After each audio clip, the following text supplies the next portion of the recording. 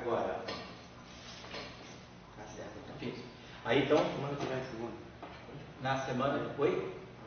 Não, é nessa segunda, isso. Na segunda-feira estava marcado aula, estava marcada já uma aula de eletro, segunda-feira, dia 25, estava marcada às 17 horas, porque eu ia antecipar a aula que eu não ia da quarta. Então eu mantenho ela antecipada e mantenho a aula de quarta. E no sábado, eu marquei dia 30 a aula que eu não daria no dia 29. Então eu mantenho a aula do dia 30 e coloco a aula do dia 29. Para quem puder vir, claro, não tem nada de obrigatório aí. Mas eu vou manter os horários, tá bom? E aí, na semana seguinte, que já é julho, estava marcado aqui também na minha agenda. Dia 2 de julho, segunda. Também está Marcada. Dia 4 de julho, está marcada, quarta. Dia 6 de julho, sexta está marcada. Dia 7 de julho é sábado, não tem aula. Eu tenho que ir para Petrópolis para o pré-vestibular. Mas então, e aí a gente vai com as aulas até o dia 13.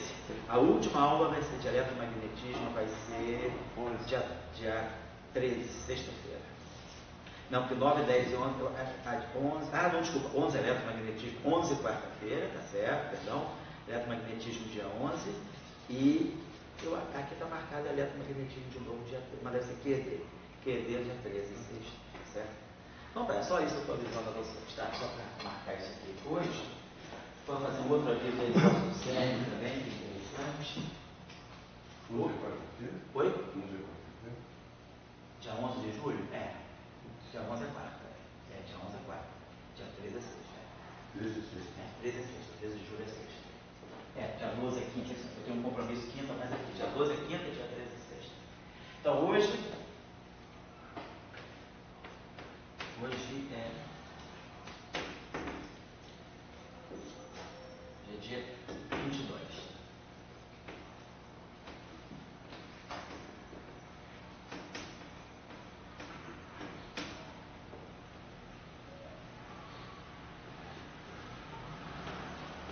Essa aula de QED, qual é o número, hein?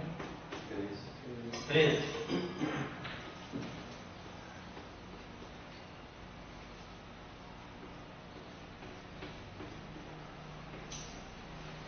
O Felipe, você que tem dado mais com essa questão da gravação, eu acho que o Denis atualizou tudo, né? Eu acho que está tudo atualizado até não está com aula nenhuma para ser gravado, né? Eu acho que eu vejo que tem um que está no. Ainda está na cama, então vai. E aí qualquer coisa, a gente pode descarregar amanhã, mas eu achei que talvez tenha sido aquela de QED que eu dei extra, né? Na terça-feira, não foi? Que aí a gente faz isso, a gente pode descarregar amanhã, se der para você chegar um pouquinho mais cedo, você não descarrega, eu deles no domingo já processa. Então tá, né? Então hoje. Então, bom, só uma coisa assim, dia 4 de julho, quem está acostumado na Copa do Mundo a acordar 4 da manhã para ver partida, tem um programa dia 4 de julho, às 4 da manhã, quem quiser pode entrar, eu vou mandar o link depois, quem quiser, na webcast do CERN, vai ter uma atualização, um update Higgs. Vai ser a conferência na Austrália, esse ano a Conferência Internacional de Partículas está sendo na Austrália. E dia 4 de julho, eu acho que é uma quarta-feira, isso, no dia 1º de julho, dia 30 de junho, dia 2 de julho, no dia 4 de julho, é quarta. 4 horas da manhã no Brasil, 9 horas da manhã no CERN, vai ter uma press release, né? Uma espécie assim de uma prestação de contas do CERN sobre o andamento, o dado mais recente do Higgs. Então quem quiser assistir, dia 4, tá? 4 horas da manhã. Depois eu mando um e-mail para vocês aí, só para quem quiser assistir não esquecer.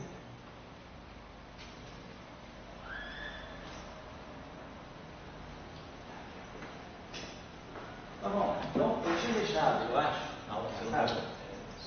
Não vai continuar igualmente a aula anterior. Vou continuar a aula anterior. A anterior foi 12.2, 5 horas. A anterior 12.1. 12.1, 12.2. Agora hoje é a aula 13. Agora é a aula 13, a aula nova. Aquela 12 eu quebrei em 2 dias.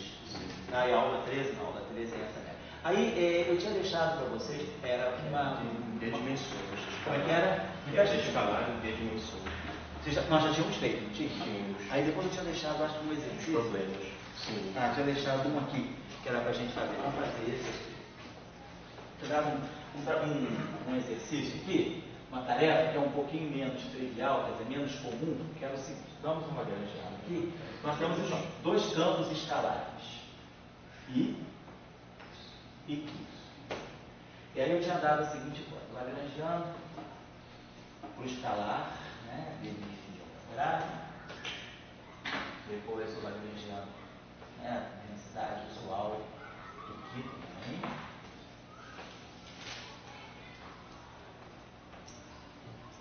Aí tínhamos dado aqui um termo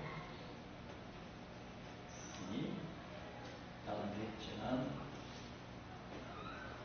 de φ ao quadrado. Tem um termo aqui misto, alfa, φ, delic.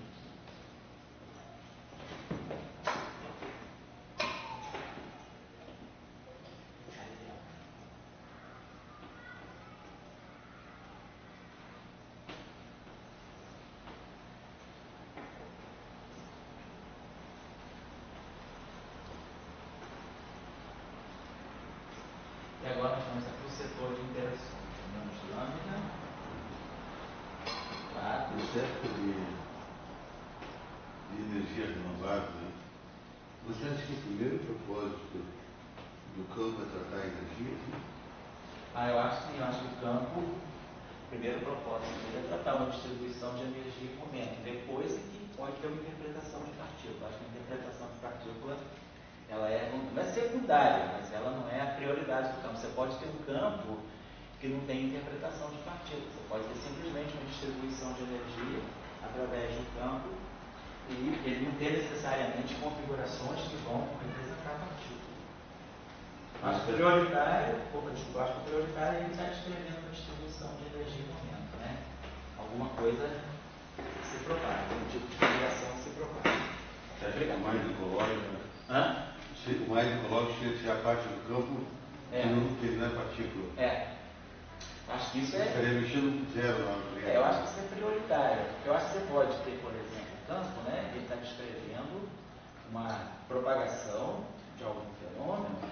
Então, no fundo, está descrevendo uma energia no momento que se propaga pelo espaço, se esse campo for dinâmico. Mas eu acho que não necessariamente esse campo precisa ter configurações que vão ter o status de uma partícula, né? Eu acho que pode ter uma situação desse tipo. Agora, aí vem essa pergunta. O campo, ele é uma entidade que, digamos, é mental, né, da natureza, né? Certo, é uma representação. É uma representação. Agora, daí você começa, nessa representação, a entender que tem como se fala, uma dinâmica, uma propagação da energia em momento, que não é feita por partícula.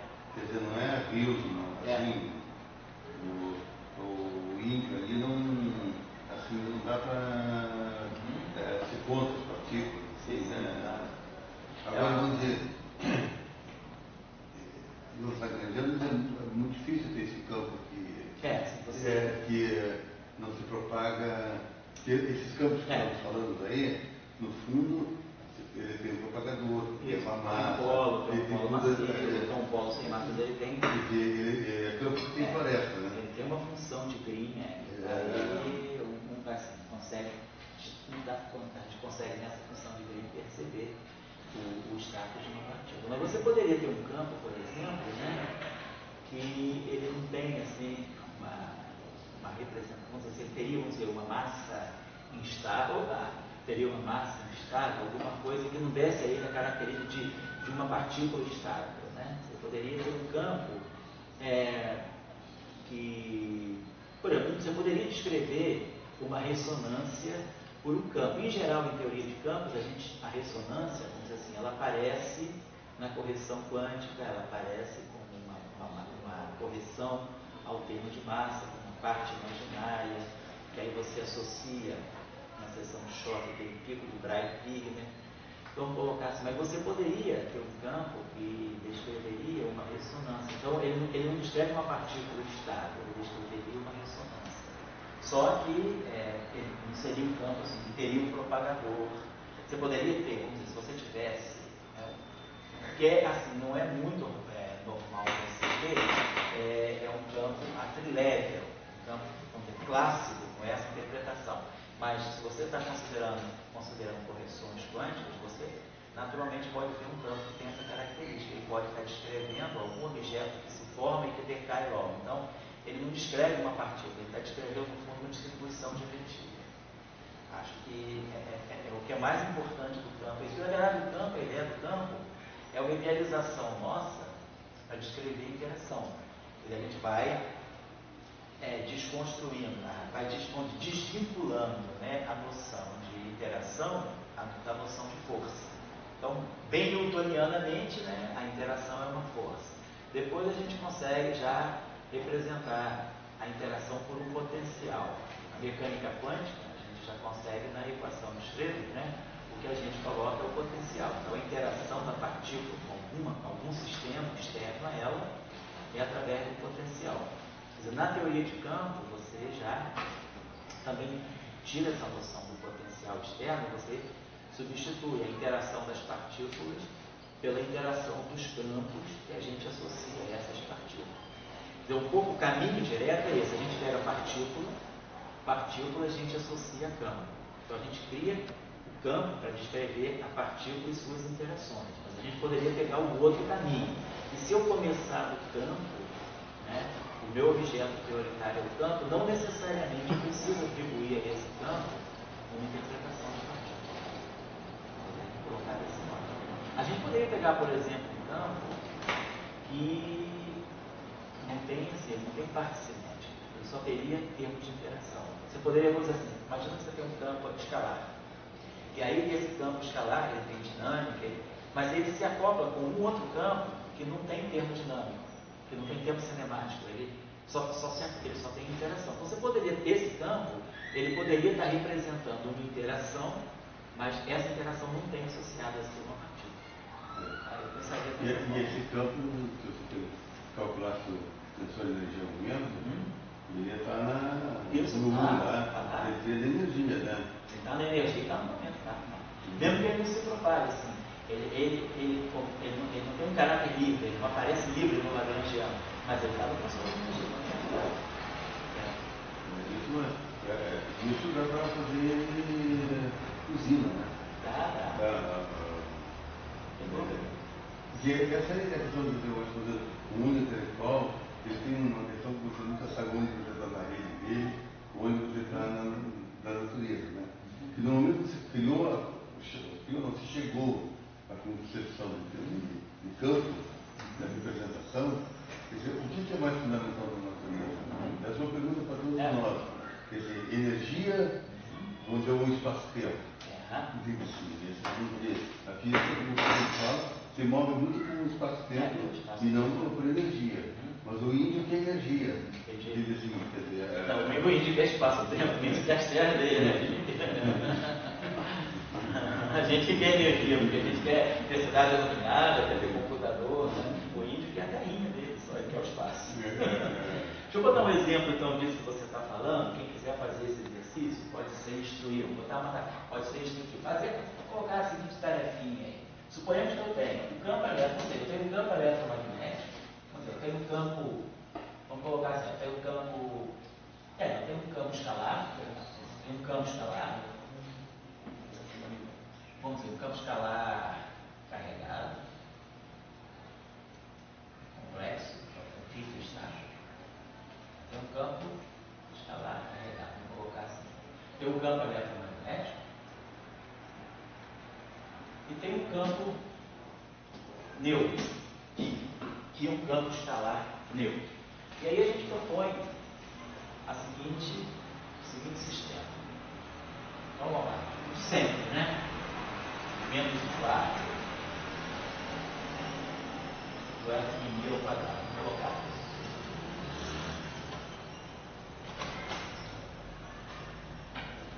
Aí podemos colocar aqui o termo, vai ser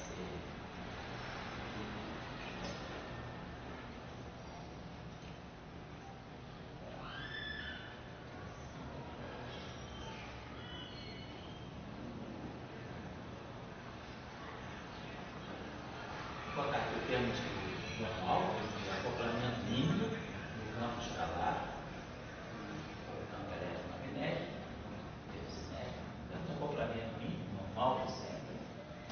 Vamos colocar o termo de massa para esse campo aqui. E aí agora a gente podia chegar da seguinte coisa: vamos dizer que não tenha essa interação menos, vamos dizer aqui uma constante de acoplamento F. E aí aqui eu teria, por exemplo, F mini ao quadrado Q de 2. Então esse campo aqui está interagindo com o campo do fora. Poderia também colocar um termo que vai ser esse menos G, que está aqui.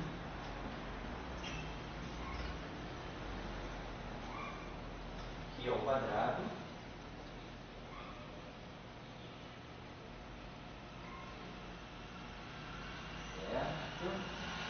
quando você está falando de campo, você está falando do campo potencial, né? O campo que a gente tem que falar mais primitivo é o potencial. Né? Mais primitivo é o potencial. Deixa eu pegar aqui uma outra possibilidade. Fosse assim.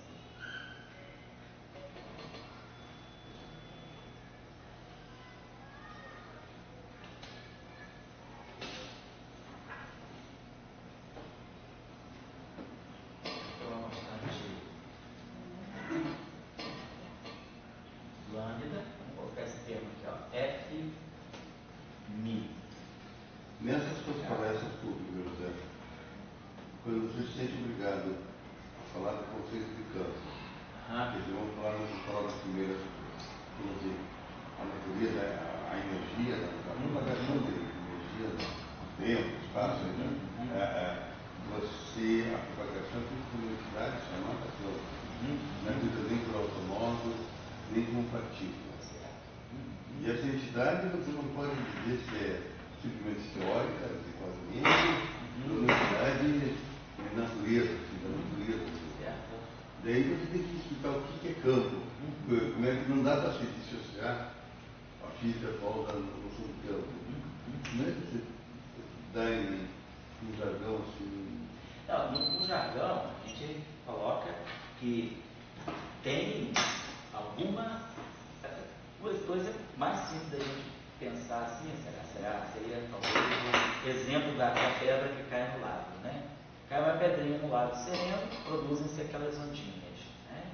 E você pode imaginar assim, uma linguagem bem de ensino fundamental, tem um barquinho e na medida que aquela pedra cai, as ondinhas se propagam e daqui a pouco aquele barco começa a balançar porque ele recebe a perturbação que as ondinhas propagaram. Então a gente pode pensar, aquele barco ele não tem nenhuma relação com a pedra. A pedra caiu aqui, o barco está aqui, a pedra não caiu no barco, mas a pedra caiu no meio, perturbou esse meio, modificou esse meio, produziu ondulações. Essas ondulações se propagaram mecanicamente e chegaram ao barco e fizeram o barquinho começar a tremer, quer dizer, recebeu essas ondulações.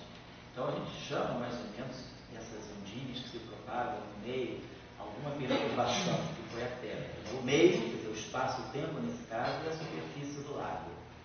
A pedra seria a fonte de alguma perturbação, de algum fenômeno. Esse fenômeno se propagou, né, por essas ondinhas que foram geradas e chegaram no meu objeto aqui que recebeu essa perturbação, essa informação de que aconteceu alguma coisa lá longe. Então, a gente consegue ilustrar mais ou menos o conceito de campo isso. É algum agente que aparece no espaço onde você está e que transmite para você, que está numa posição, alguma informação, alguma energia que foi gerada em algum outro ponto. Né? Mais ou menos, acho que é um conceito muito intuitivo, não é muito complicado para as pessoas aceitarem. Daí, uma coisa é uma onda, o campo é mais do que uma onda. Eu sei que tive que me virar um pouquinho no estudo, porque tinha um senhor lá, na palestra, ele perguntou. Eu comecei a falar que a nível, assim, a escala cosmológica, né, tipo assim, na ordem de alguns megaparsecs, né, eu falei, um megaparsec, o que é isso? Uma pessoa entende. Você fala, o mega são 10 a 6, o parsec são 10 a 19 quilômetros. Claro, o cara não sabe o que são 10 a 19 quilômetros. Mas você fala, são 1 milhão de trilhões de quilômetros. 1 milhão de trilhões de quilômetros fora do sistema solar, né, o sistema, quer dizer, quando você vai falar do universo, está acelerando. energia escura, aceleração do universo. Quando você está falando, é como se a matéria começa a entrar no caráter de interação gravitacional repulsiva. Né? É o que a gente mais ou menos entende da aceleração do universo. Mas como é que você vai explicar isso? Mas não pode, mas a massa sempre atrai, não importa a distância que ela tem. Como é que você poderia ter um exemplo aqui na Terra que a massa atrai? Então, você pode pensar o seguinte, mas você solte uma maçã, ela cai. Aí você levanta a maçã mais um pouco, ela cai. Aí você levanta mais um pouco. Não sei se existe uma certa altura a partir da qual você levantando a maçã, em vez dela cair, ela vai embora. Ela é expelida da Terra, o Sol dela e ela é expelida da Terra. Eu falei, é isso que é a repulsão gravitacional. Só que em vez de acontecer aqui perto da gente ou acontecer no Sol, acontece a 1 milhão de trilhões de quilômetros da gente. Mas a 1 milhão de trilhões de quilômetros da gente, se a gente colocar uma outra galáxia, em vez da nossa da Via Láctea atrair ela, a Via Láctea vai repelir ela. Fala, claro, a gente está tentando entender, a física está tentando entender isso. Porque qual é esse fenômeno que a gente chama de energia escura? Qual é a fonte disso? Né? Aí eu falei, isso a gente não sabe. Isso é o problema, é um dos grandes problemas da física de hoje em dia. A gente não sabe, mas a figura mesmo é essa. Né? Porque é difícil uma pessoa, quando você vai falar com o público assim, cara, o que é repulsão gravitacional? Como é que você pode colocar isso assim, em termos mais concretos? Né? Às vezes é bom fazer essas palestras, é muito bom, porque as perguntas são as mais inusitadas possíveis, né?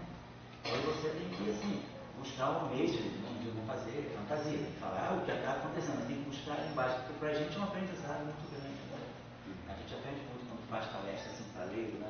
Não é só ficar falando em geral, assim, tentar reproduzir, né, as ideias, porque dá para você sempre colocar, por mais abstratas que sejam as coisas, dá para você trabalhar isso para o público, né? Assim, mas é claro que a gente também tem que pensar, porque para a gente está acostumado com a linguagem matemática, a coisa sai mais fácil, né? Agora, você, assim, eu estou lá no público e perguntaria para você, quem nasce primeiro, o espaço-tempo, assim, que a gente considera primeiro o espaço-tempo ou a energia-movimento? A matéria vem depois, esse momento do mundo é depois, dá para mais ou menos, mas digamos, qual é a visão que a gente tem hoje? O que é mais fundamental, né? Se é energia ou se é o espaço-tempo? Eu também, hoje na atual fase da minha vida, pode ser que amanhã eu mude, mas na minha atual fase da minha vida, o espaço-tempo. Acho que não tem nada mais fundamental do que o espaço-tempo. Energia, matéria, são representações do espaço-tempo. Matéria, a gente já vê, grupo de Lorentz, as partículas são representações do grupo de Lorentz. Eu acho que matéria, a própria energia, né? A energia é alguma representação do tempo, né? E a matéria é alguma representação do espaço. Eu vejo hoje em dia, assim, acho que se a gente quiser entender, acho que assim, a minha maneira, assim, pelo menos que eu entendo, assim, se eu quiser entender uma coisa muito, buscar a origem de uma coisa, a gente tem que buscar a origem do espaço-tempo, que não é o espaço-tempo, daí você define tudo. Agora, o personagem a história dessa conversa, eu digo que o centro de tudo começa com a invariância da luz. Quer dizer, no processo histórico que houve da invariância da luz, ela deu a equação de Maxwell. Sim. Então, o que é a equação de Maxwell? Ela nos tira da mecânica newtoniana, essa massa, essa possivelmente, e nos coloca com uma campo e carga. Só que ela não fala bem o que é campo. Daí vem a relatividade que coloca a invariância da luz numa segunda coisa que é espaço-tempo. Daí vem o grupo de Lorentz. O grupo de Lorentz, daí, o grupo de Lorentz, eu acho que quando ele começa a colocar campo, ele já começa a botar energia em momento. Então, quer dizer, que às vezes a física começou ao contrário, assim, mas a sutilidade da física, ela foi o grupo de Lorentz, a gente pode dizer que introduz essa linguagem energia momento na física. Produz a matéria também. Eu acho que a gente pensa o seguinte, se a gente pensar, o que é uma partícula do ponto de vista do grupo de Poincaré, e o que é uma partícula, por exemplo, do ponto de vista do grupo de Anti de Sitter? O que é energia? Como é que você define energia no espaço de Minkowski Como é que você define a energia no espaço diante desse item? Então você vê que essas grandezas, o que é a partícula? A gente imagina que a partícula seja a representação da matéria. Então, o que é a partícula?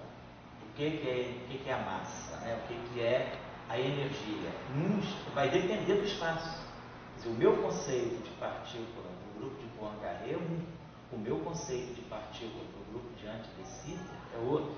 Então, dependendo do espaço para onde eu vou definir o que é partícula de uma outra forma. A partícula tem mais atributos, por exemplo, se eu estou num espaço do que no outro.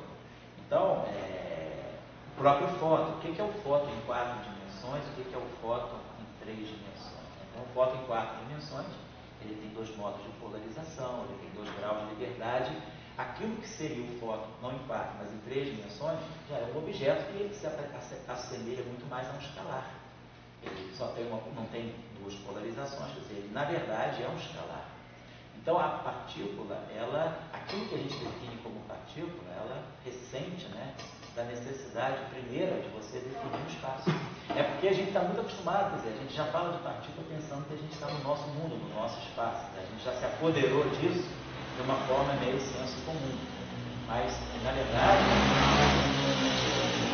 o que é a partícula, vamos dizer assim, o que é a massa, o que é o spin, quer dizer, o que são os atributos, né, de uma partícula, vai depender do espaço. Então, eu acho que a noção mais fundamental que a gente tem que procurar é a noção do espaço-tempo. No momento que você define o espaço-tempo, você, vamos dizer, é como o índio arranjou o terreninho dele, agora ele pode montar a oca dele, fazer a taba, fazer a tribo, botar a tribo dele ali. Então, você precisa definir o espaço-tempo para poder, a partir do momento que você definiu o teu espaço-tempo, você vai definir o que é a tua partícula, o que é a tua energia. Eu acho que essa questão é um pouquinho mais delicada nesse sentido, né? Não é que na relatividade, às vezes, a gente pensa o seguinte: é a matéria que gera a geometria. Então, o tensor de energia-momento gera métrica, né?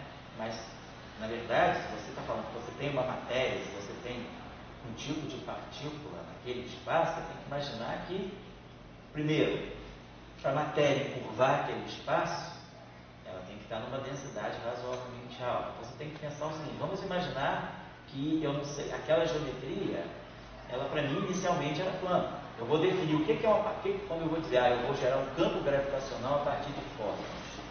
Então, antes de mais nada, você tem que definir o que é fóton. Então tá, aí você bota o tensor de energia momento do campo eletromagnético do lado direito das equações de Einstein e resolve a geometria.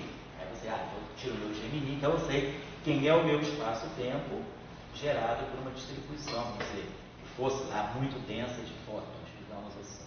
Ou de outra matéria, de ferros, não importa.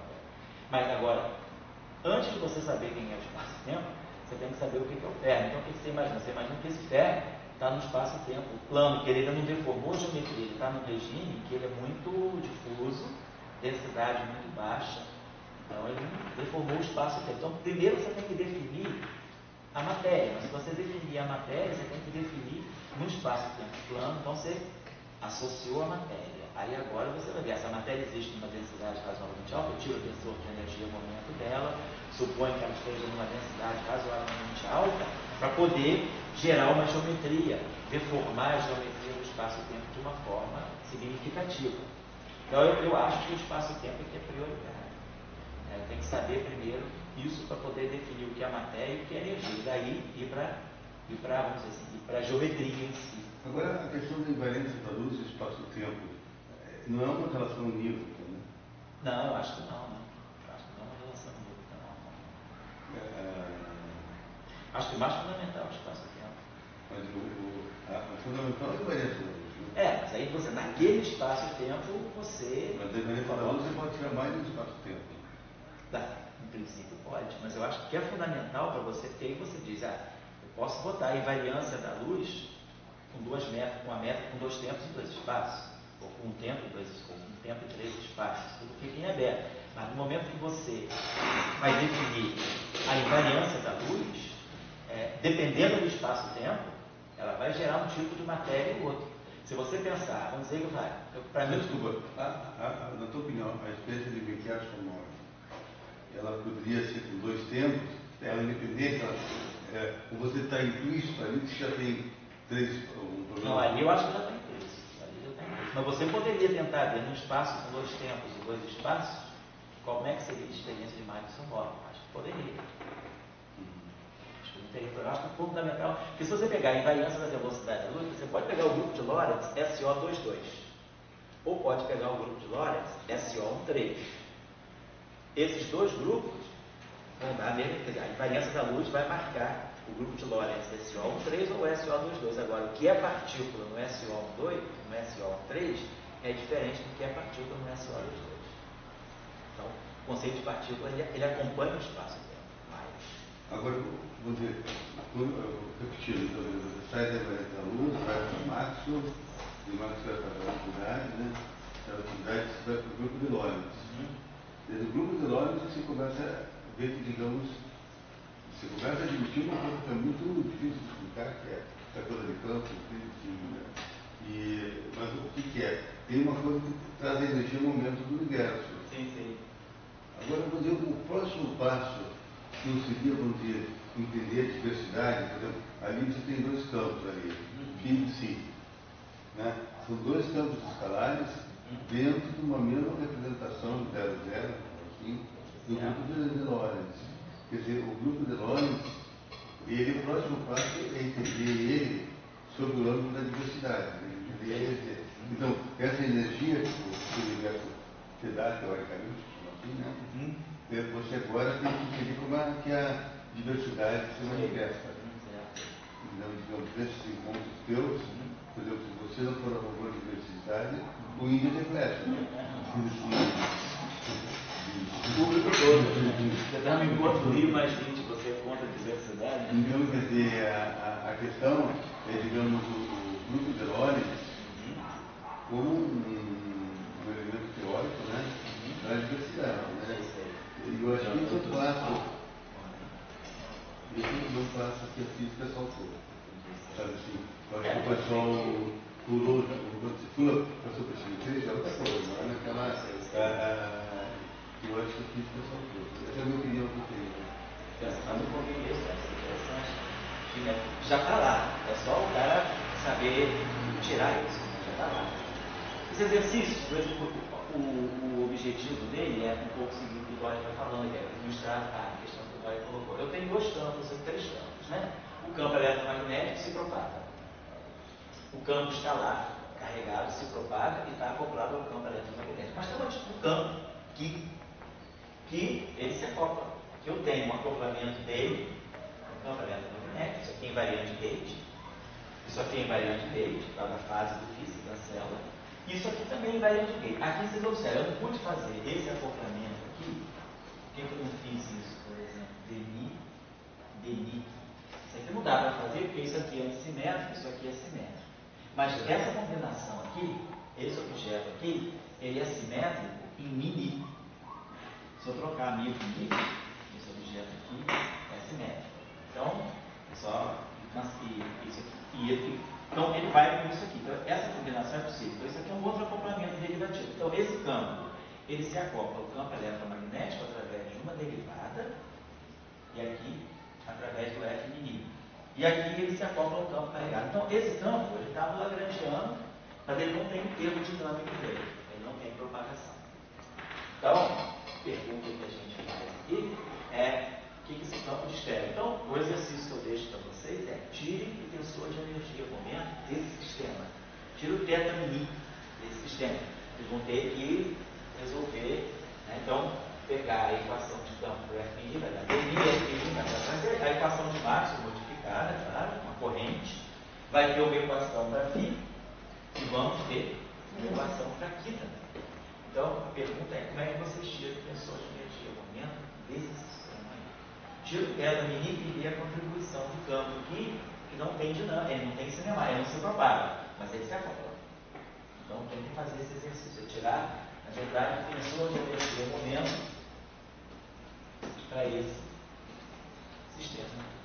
Agora, esse é justamente o campo que eu gosto, né? Porque você tem a diversidade escalar, dois φ e um φ, certo? E nessa diversidade, o importante é a diversidade, o que eu entendo dela, né? Ela sempre traz um inusitado, né? Assim, a quantidade de um inusitado na natureza.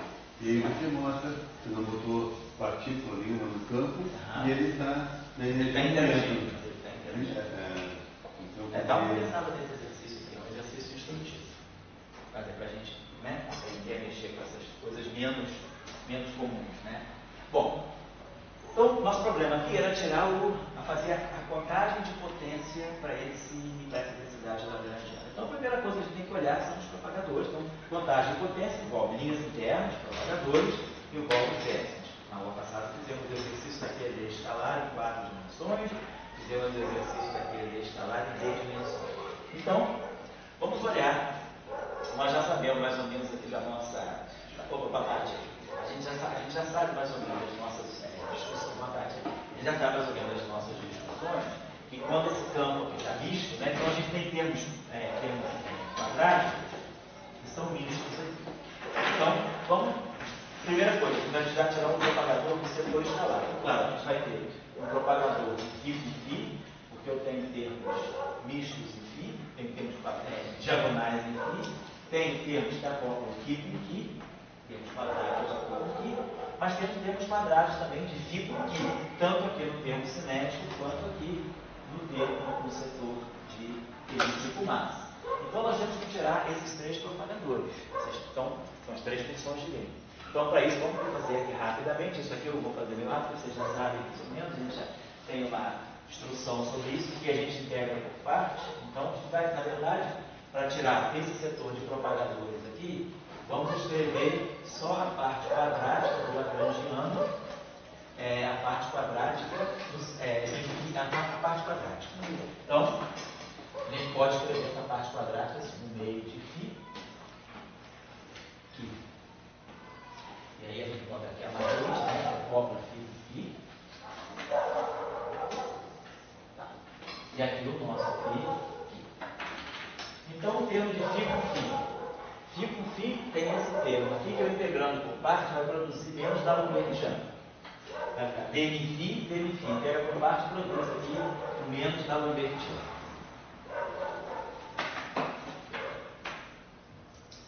Depois eu aquele negócio que apertou primeiro.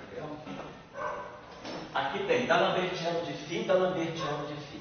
O D'Alembertiano, quando é integrado por partes, ele tem 2 derivadas, né? Dmφ embaixo, dmφ em cima. Então ele não muda de sinal. Então a integração por parte aqui vai produzir mais um psi D'Alembertiano ao quadrado. Então esse termo aqui, a gente já, para efeito de propagador, a gente já contabilizou esse termo, já contabilizou esse. No setor diagonal, φ com φ, eu só tenho... e aí eu tenho esse termo aqui. Então aqui produziu menos o meio da Lambertiano. Aqui eu esqueci de botar um fator 2. Coloque, por favor, um fator 2 aqui, psi sobre 2. Então eu vou botar um fator 2 aqui. Esse termo aqui, já fatorei o meio, ele vai produzir psi da Lambertiano ao quadrado. Mas tem esse termo aqui, menos N2. Então, eu esqueci de colocar assim. Vou botar assim um pouquinho. Então aqui tem menos N2. Então isso é tudo que tem φ com φ. Φ com φ aqui produzindo menos da Lambertiano, φ com φ aqui produzindo psi da Lambertiano ao quadrado, e φ com φ aqui produzindo menos N2. Tá certo. Agora, φ com φ está aqui, vai produzir um menos da Lambertiano. Então, produz aqui um menos da Lambertiano. Mas depois, esse termo está sozinho. Agora eu não tenho mais nada de φ com φ. Agora eu tenho o setor que acopla φ com φ. Então, aqui esse termo aqui, que é aquela historinha que a gente já sabia, né? Eu integro por partes. Eu vou ter o da Lambertiano atuando em φ, e o da Lambertiano. Esse termo aqui eu simetrizo, né? Como é que a gente fazia isso, né? Esse termo aqui é dmφ. A gente pode integrando ele por partes, ele vai ficar assim, ó, menos alfa sobre 2, φ da Lambertiano, vai ficar menos alfa, φ da Lambertiano φ. Mas esse termo aqui é a mesma coisa, que menos alfa sobre 2, o da Lambertiano atuando em φ vezes φ, menos alfa sobre 2, φ da Lambertiano atuando em φ. Esse termo aqui, por integrações por partes, é igual a esse. Então, a gente simetriza, então eu fatorei o meio, já fatorei o meio, então ele vai ter um menos alfa da Lambertiano, atuando aqui no φ, vai ter menos alfa da Lambertiano aqui, vai produzir justamente esse termo aqui, ó. Opa, perdão.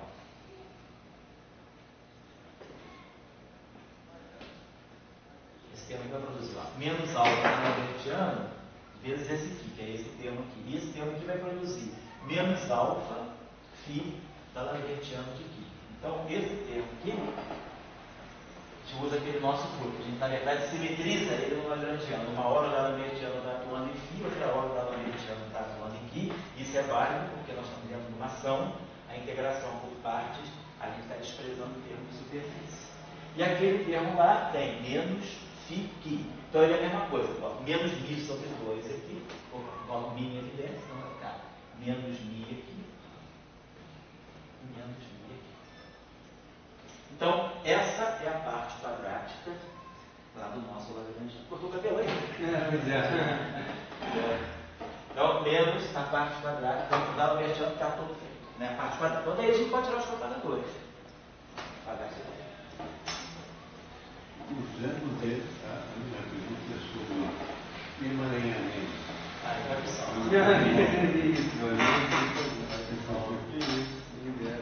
Resumindo, vamos para o emaranhamento. Esses campos cruzados, FIC, essas correlações. você acha que consideraria eles um emaranhamento? Não sei se simplesmente ter essa correlação, que o emaranhamento, a gente tem cruzado. Então a gente tem uma função de Green, tem uma função de correlação.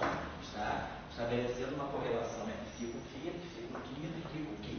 Agora, uma coisa é ter a função de Green, ter a função de correlação dos campos. Agora, o emaranhamento você vai olhar no espaço das partículas. Agora, quando você faz a representação desse campo em partícula, eu não diria, por exemplo, que necessariamente isso aqui está me sinalizando como emaranhamento entre φ e φ, porque isso aqui pode ser eliminado.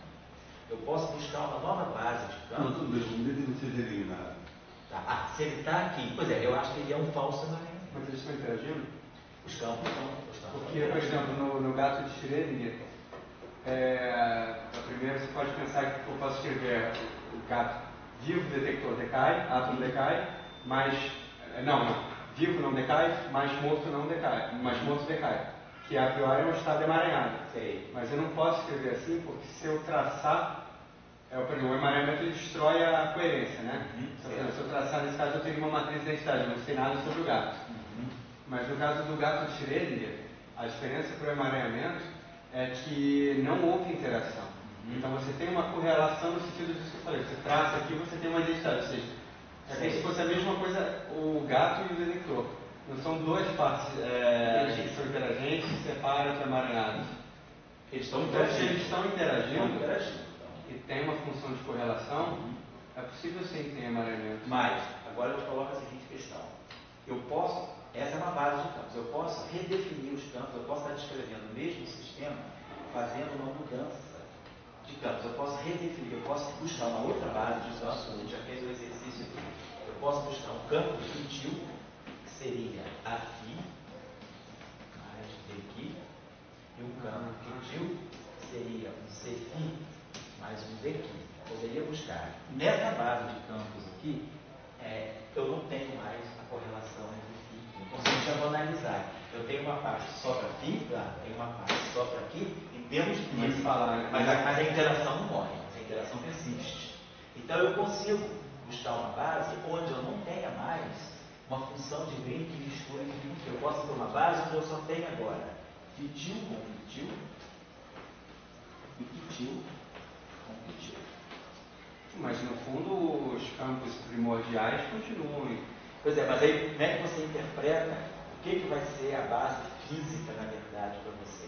A base física, na verdade, para você vai ser uma base. E os outros dois? A base física vai ser aquela base que vai definir para você o quanto. Eu tenho uma partícula de tal massa. Então, a partícula massiva, nesse caso, ela não corresponde nem ao campo φ, nem ao campo φ. Ela vai corresponder ou ao φ-til ou ao φ-til. Então, essa seria, vamos dizer assim, a base onde você vai ler os quanta realmente que você tem no seu modelo. Essa discussão vai ter essa discussão, não vamos fugir dessa discussão que eu salvo, cara. Não, A gente vai entrar nessa discussão aí, eu acho que no teu trabalho, de final de curso até. Vamos ver. Já conseguiu material sobre já peguei uma coisa daquela parte de Bíblia, né? Isso aí eu acho que seria legal, uma coisa muito legal para a gente ver, seria a desigualdade do tipo Bell para campos. Porque a desigualdade de Bell, ela depende da base. Entendi. Só que o pessoal lá da ótica, eles desenvolveram, fizeram um experimento com uma desigualdade, uma família de desigualdades específicas, que ela é independente da base. Isso é importante, por exemplo, para a criptografia quântica, para teletransporte, onde as bases, em geral, têm que concordar. Nesse caso, não precisam. Entendi. Vamos pensar sobre isso. Então, talvez seja uma generalização que, a priori, seja uma coisa de implantação tecnológica, né? Mas que a questão que a gente está colocando aqui é a seguinte: até que ponto a função de correlação entre campos está indicando, é uma medida de possível emaranhamento das partículas descritas por esses campos. Depois de simetria coerência, não tem emaranhamento. Oi? Simetria quebrada? Não, mesmo que a simetria seja exata, não estou nem pensando na simetria não, sabe, Felipe? Nem isso. Estou pensando que eu tenho um sistema de campos e esses campos descrevem partículas. Se eu tenho funções de correlação que misturam campos distintos, claro, tá, tudo indica que parece que eles estão emaranhados, mas aí a gente tem que ter um critério para dizer, a partir das funções de correlação, se realmente há um emaranhamento das funções de onda das partículas. Das funções de onda das partículas. Isso aí eu não me sinto hoje habilitado a falar sobre isso. Tá? Pode falar. Eu estou mais correlato do que emaranhado. Tá? Essa correlação, porque ela seria similar, então, a Z de Faraday. A Z de Faraday, ela traz uma relação, né? Entre E e B, né? E aí traz entre dois campos também distintos. Né? Exatamente. O fato de um campo induzir o outro, isso significa emaranhamento. Quer dizer, no caso da eletrodinâmica, a única partícula que está em jogo é o fóton. Então, por exemplo, o campo E induzir B e induzir F, isso aí, eu não sei se isso aí tem a ver com o emaranhamento de fótons, eu acho que não, acredito. Então, acho que isso é um fenômeno meramente clássico. Agora a pergunta é, na teoria quântica, na versão quântica, qual é a repercussão disso? Eu diria que as perguntas estão claras. Eu acho que a gente podia, como ninguém aqui sabe o que vai responder, a gente está muito no jogo do achismo, acho melhor a gente deixar isso para depois. A gente criar um fórum para a gente discutir isso com bases corretas mesmo, critérios, tá? Eu acho que existe uma essência que você querer mostrar que a física, essa aproximação de energia e movimento, não é só feita por força, por princípio de minimação. Existem outras coisas que entram na jogada e que compõem o estabelecimento físico. Assim dizer, eu acho que, para mim, é um passo enorme quando você sai do princípio de minimação. Eu acho que a física de Newton foi a excelência do princípio de minimação. E eu acho que o Maxwell já não é princípio de minimação. Assim, isso é um salto muito grande na nossa compreensão. Eu sempre gosto de entender assim, o princípio de minimação como uma entidade masculina. E esses outros, tipo Faraday, assim, Gates, essas coisas, né, de teoria magnética, né? Como uma coisa meio feminina. Ela vem mais por dentro da história. E a gente tem que tomar cuidado, são duas coisas de ver física. Eu não sei se é uma percepção clara para mim, mas eu fui guiado a dizer assim, Vamos discutir isso aí. Eu acho que a gente não vai só começar a trabalhar nisso, começar a ver material, começar a produzir coisas. Eu consegui uma tese interessante também sobre já uma primeira abordagem da teoria de campo do emaranhamento e teoria de campo. Faço hoje. Tá no show. Pode, você vai fazer isso no trabalho. Pois é, você pode usar então. Então isso aqui é o operador que nós temos que inverter. Os propagadores saem disso aqui. Para inverter esse propagador, uma matriz 2x2 é só dividir pelo determinante. Então a gente vai precisar calcular esse delta e o determinante dessa matriz. Calcular esse delta aqui é fácil de calcular, só pegar esse determinante, né? Então vai ficar menos da Lambertiano, vai ficar esse da Lambertiano, que multiplica da Lambertiano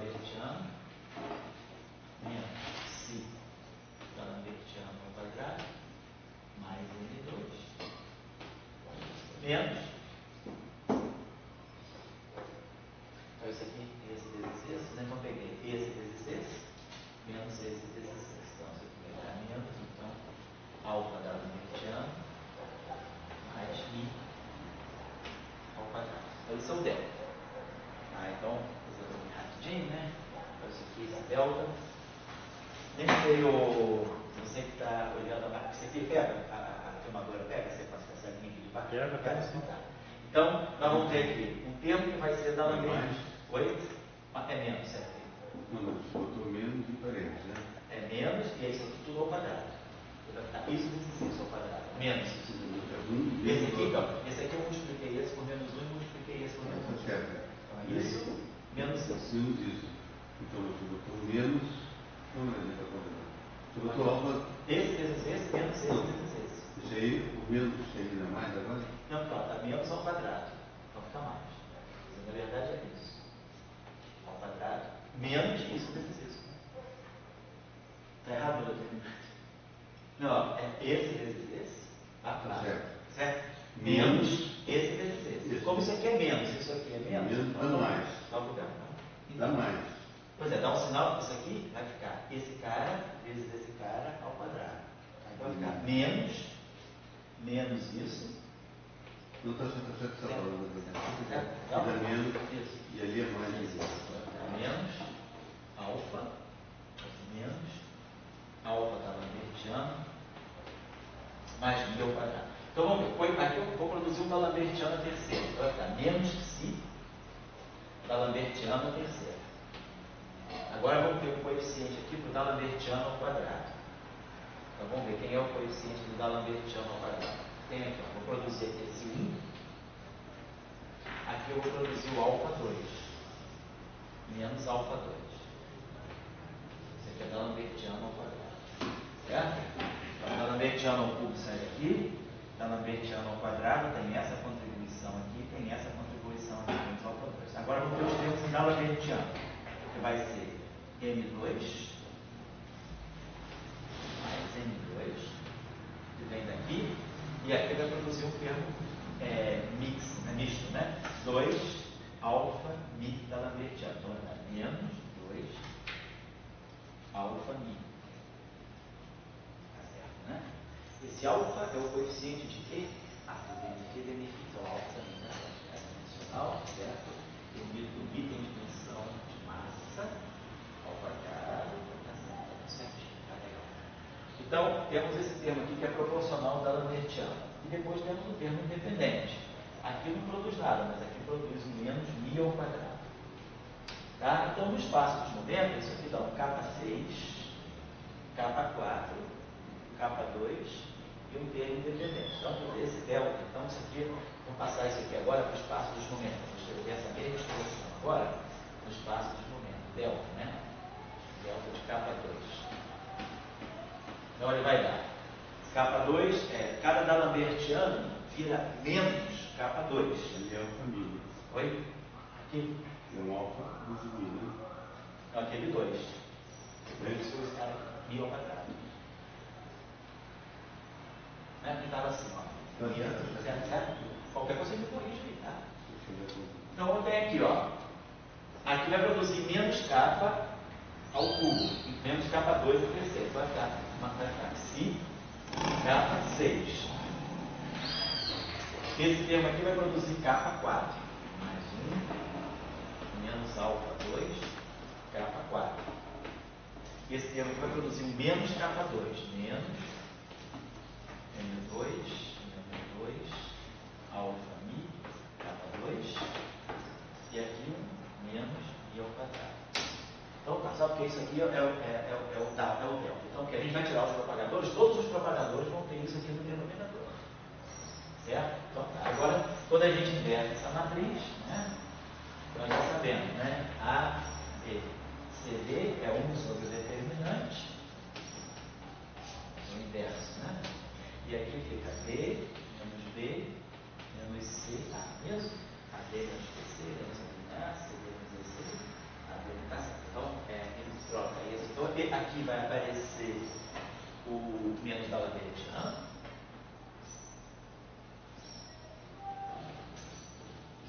em ordem. Aqui vai aparecer menos d'Alembertiano. Vamos botar já no espaço dos momentos. Então, o D que vem para cá, é isso aqui. Menos d'Alembertiano é capa 2.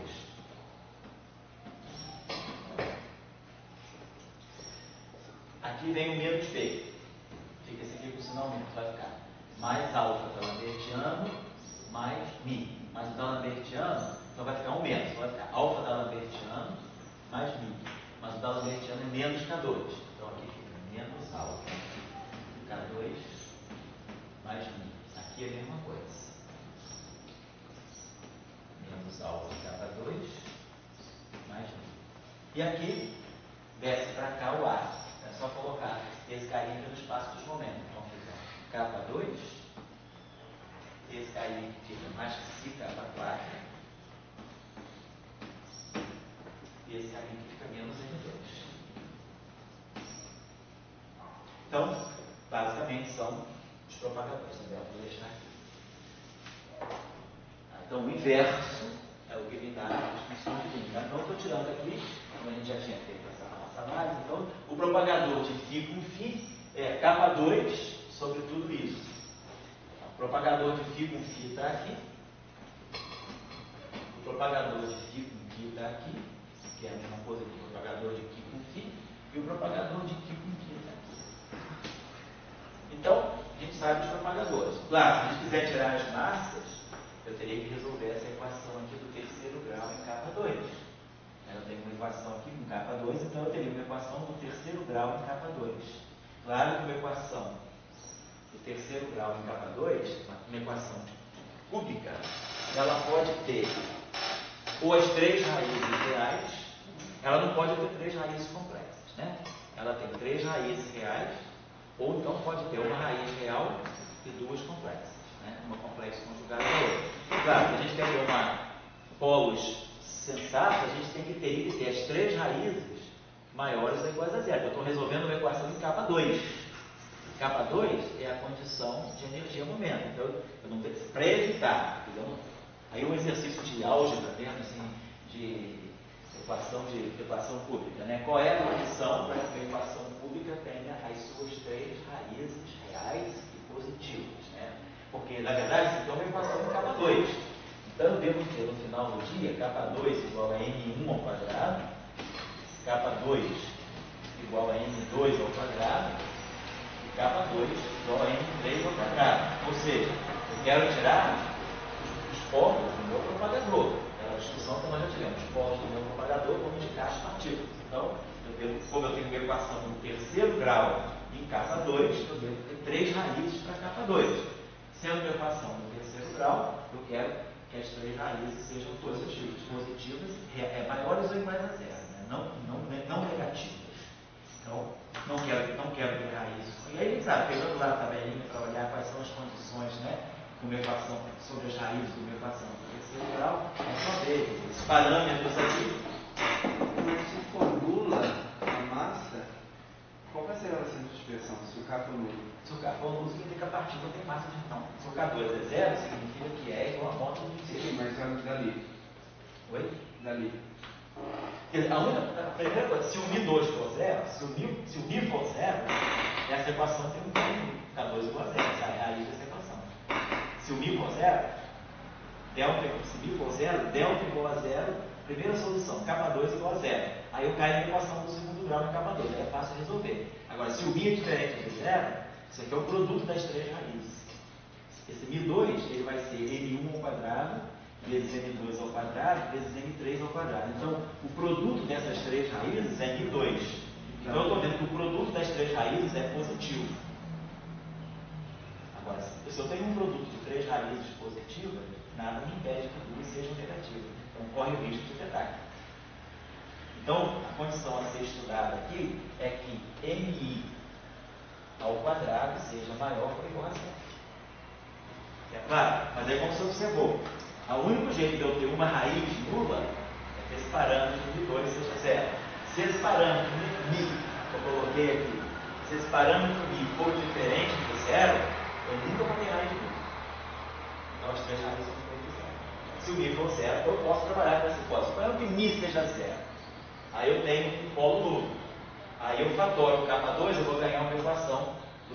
vou ganhar uma equação que é si K4 mais 1 menos alfa 2, K2 mais isso aqui. Aí eu vou analisar essa situação, certo? Muito bem, então, pessoal, isso aí é uma discussão que eu nem vou fazer, porque já está implícito que vocês saberiam conduzir essa discussão com uma coisa que está no início do curso. Pois não? A minha pergunta é o seguinte: você está trabalhando pelo grupo de Lopes. Sim. E você botou 2 campos Isso. na mesma classificação da zero. Então você está usando já a lei da diversidade. Agora, existe uma pergunta séria que a gente está falando mesmo, é a questão de se ela oferece oportunidade. A natureza, se é uma coisa assim fechada, ou ela oferece oportunidade. Então, essa diversidade que você está falando, essas 3 raízes que 3 massas que tem, elas podem ter cetaciônicos, etc. Não estaria dentro do quadro, claro, da diversidade, você já que está em diversidade, você tem oportunidade. Agora, se o M1 vai escolher aí tátil ou não, é uma questão aí, no caso, a oportunidade para você, né? Ou da natureza de bom. Eu poderia ser taquiônica, mas por algum motivo qualquer, eu não quis ser taquiônica. Então, quer dizer, você pegou aquela energia, certo? Que tinha se dado pelas ações dos órgãos, e essa energia agora tem oportunidade para ela. Tem possibilidade. Você trabalha com uma natureza que normalmente é muito colocada na física, essas confusões de mecanizações, mas a questão de você trabalhar com possibilidade na sua dinâmica momento de energia.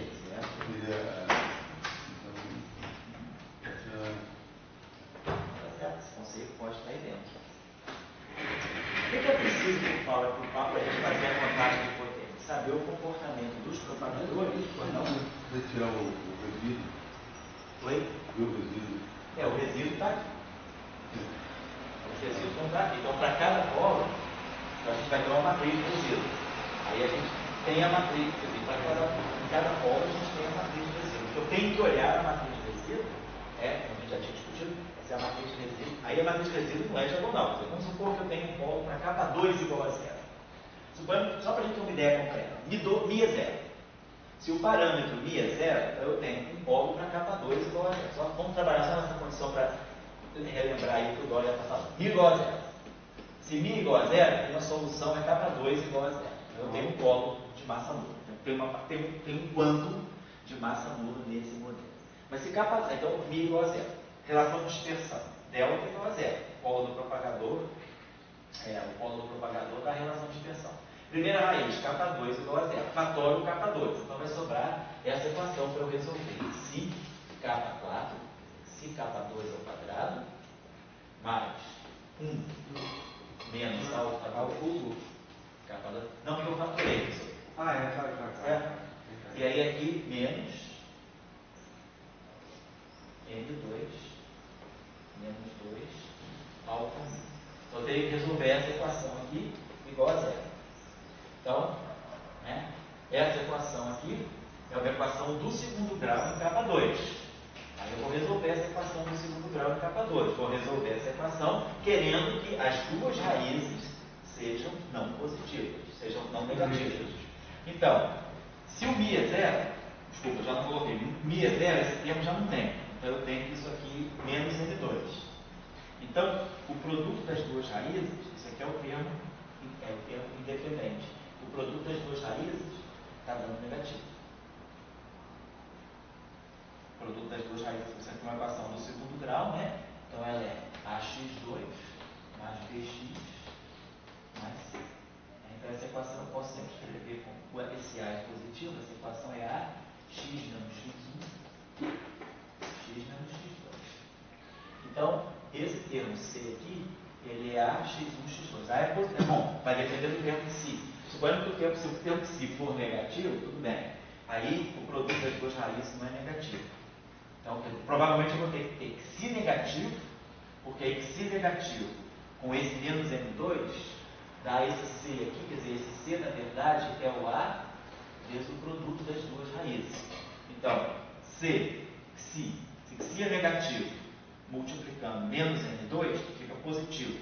Então o produto das duas raízes é positivo. Então tem chance das duas raízes serem positivas. Aí eu tiro as raízes dessa equação e aí eu tenho uma raiz positiva.